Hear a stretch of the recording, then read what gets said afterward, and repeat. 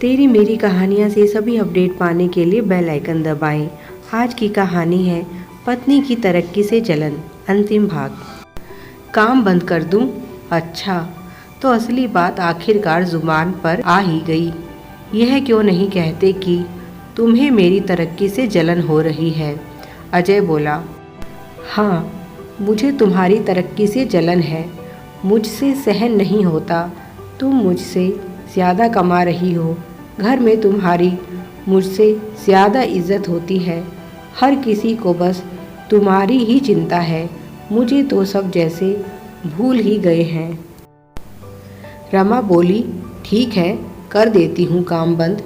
यह बताओ, अकेले घर चलाने की औकात है तुम्हारी?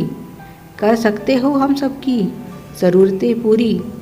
नहीं, तुम्हारी इतनी औकात नहीं है। इसीलिए तो मुझे यह काम शुरू करना पड़ा। नहीं तो मुझे भी कोई शौक़ नहीं है जो रात दिन अपनी आंखें फोड़ती हूँ। तुम्हें क्या लगता है सिलाई करना कोई आसान काम है?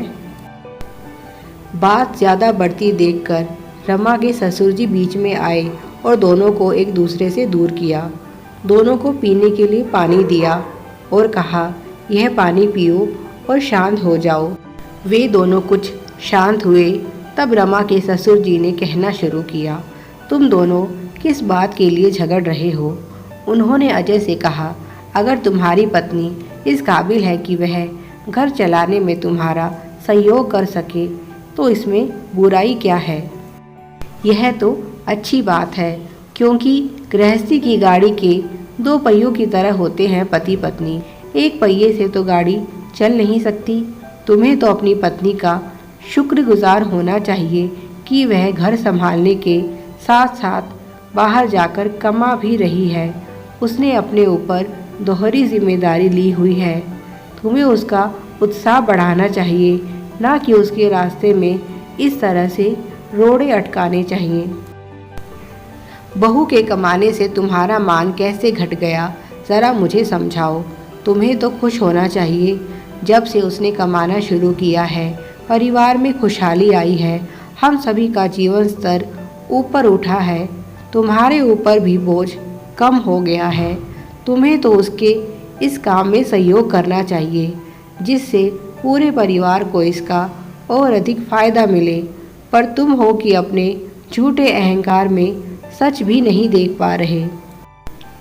कौन पिता नहीं चाहता कि उसके बच्चे अच्छे स्कूल में पढ़ें, अच्छा खाना खाएं, अच्छे कपड़े पहने और अच्छी शिक्षा लें।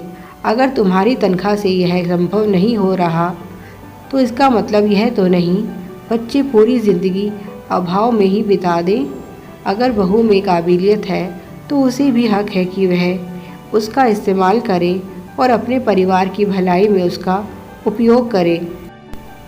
और बहू, जब तुम यह अच्छी तरह से जानती हो कि अजय को यह सब पसंद नहीं, तो यह तुम्हारी जिम्मेदारी बनती है कि तुम उससे बात करो और उसकी जो शंकाएं हैं उन्हें दूर करो, जिससे उसके सारे भ्रम दूर हो सके। उसे ऐसा क्यों लगता है कि उसका इस घर में महत्व कम हो गया है? क्या कभी तुमने इसका कारण जानने की कोशिश की है? यह तुम्हारा फ़र्ज़ बनता है कि तुम अपने पति को समझाओ। अगर फिर भी वह तुम्हारी बात नहीं समझता तो तुम्हें हमारे पास आना चाहिए। अभी हम जिंदा हैं। पत्नी होने के नाते हर सुख दुख में अपने पति का साथ देना तुम्हारा कर्तव्य है, पर उसकी गलतियों को छुपाना यह सही नहीं। तुम अच्छे से जानती हो अजय ने शराब पीनी शुरू कर दी है, पर तुमने इसका विरोध तक नहीं किया। तुम्हारी मंशा गलत नहीं है। तुम जो कर रही हो अच्छा कर रही हो, सबके अच्छे के लिए ही कर रही हो। तुम बहुत ही गुणवान और संस्कारी हो। तुमने सबसे ऊपर परिवार को रखा है, अपनी खुशियों से भी ऊपर। पर चुपचाप गलत को सहन करना और ना करना भी बहुत गलत बात है। और जो अपनी पत्नी की इज्जत नहीं कर सकता, वह इंसान उसका पति कहलाने लायक नहीं। जिसे तुम आज अपनी ज़िंदगी और घर से निकल जाने के लिए कह रहे हो, ज़रा सोचो, यह घर और परिवार है किसका? सब रमा का ही बनाया हुआ है। औरत ही मकान को घर बनाती है और तुम्हें तो भगवान ने इतनी अच्छी पत्नी दी है जो ना सिर्फ तुम्हारा घर बना रही है बल्कि अपने प्यार और परिश्रम से इसे सजा भी रही है। क्या हुआ अगर वह तुमसे ज़्यादा कमाती है? यह तो अच्छी बात है।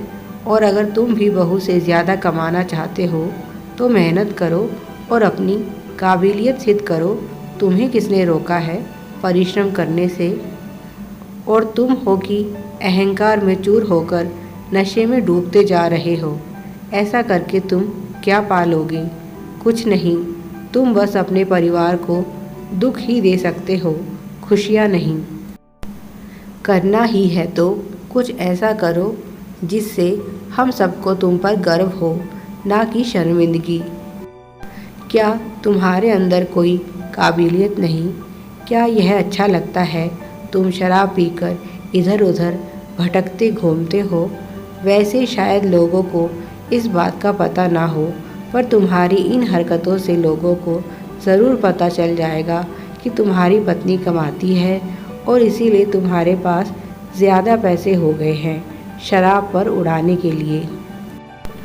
और ऐसे भी लोग तुम्हें बहुत मिल जाएंगे जो तुम्हारे घर में कलेश करवाने के लिए और तुम्हारा घर तुड़वाने के लिए तैयार बैठे हैं, जो तुम्हें तुम्हारी पत्नी के खिलाफ भड़काएंगे। पर इसमें गलती उन लोगों की नहीं, तुम्हारी है, तुम्हारी सोच की है, जिसके अनुसार औरत आदमी से कम होती है। सच कहो तो औरत आदमी से कहीं ज़्यादा ऊपर होती है। अगर वह ना हो तो यह दुनिया शायद चल ही ना सके। ऐसे ही औरतों को त्याग और ममता की देवी नहीं कहा जाता। तुम्हारी पत्नी ने बुरे से बुरे समय में तुम्हारा साथ दिया और एक तुम हो जो अच्छे समय में भी उसका साथ नहीं दे सकते। बताओ तुम दोनों में से ऊंचा कौन है? अजय चुप था, उसके पास कोई जवाब नहीं था। क्या रमा जो कर रही है वह सिर्फ अपने लिए कर रही है या तुम्हारे परिवार के लिए कर रही है? बताओ, इसमें इसका क्या स्वार्थ है? यही ना कि बच्चे अच्छे कपड़े पहने, अच्छा खाएं, उसके सास ससुर को समय पर दवाई मिले, तुम्हारे घर के बाहर उधार मांगने वालों की लाइन ना लगी रहे। और बदले में वह तुमसे क्या चाहती है? बस थोड़ा सा प्यार, थोड़ा सा सम्मान, और तुम उसे वह भी नहीं दे सकते। अजय को चुप देखकर उन्होंने आगे कहा, बेटा इन बेकार की बातों को छोड़ो और बहू का उत्साह बढ़ाओ। उसके काम में उसकी कुछ मदद किया करो। तुझे पता भी है वह कितना काम करती है, उसे तो समय पर खाने की भी फुर्सत नहीं रहती। तुम दोनों अपने परिवार के लिए ही तो मेहनत कर रहे हो, फिर यह झगड़ा किस बात का? अभी और इसी समय बहू से माफ़ी मांगो और अपनी पत्नी का सम्मान करना सीखो। समझाना मेरा काम था, समझना तो तुम्हें ही होगा। बाकी अब तुम बड़े हो गए हो, जैसे चाहो वैसे अपनी ज़िंदगी गुजार सकते हो, पर लड़ाई के बजाय अगर प्यार से रहोगे तो हमें भी सुकून रहेगा। अजय ने बाबूजी के पैर पकड़ लिए और उनसे माफ़ी मांगी। साथ ही साथ उसने अपने बुरे व्यवहार के लिए रमा से भी माफ़ी मांगी। पर क्या पुरुष के लिए अपना अहंकार छोड़ना इतना आसान होता है? आपको क्या लगता है, क्या अजय अब सुधर गया है? Please like, share and subscribe. Thanks for watching.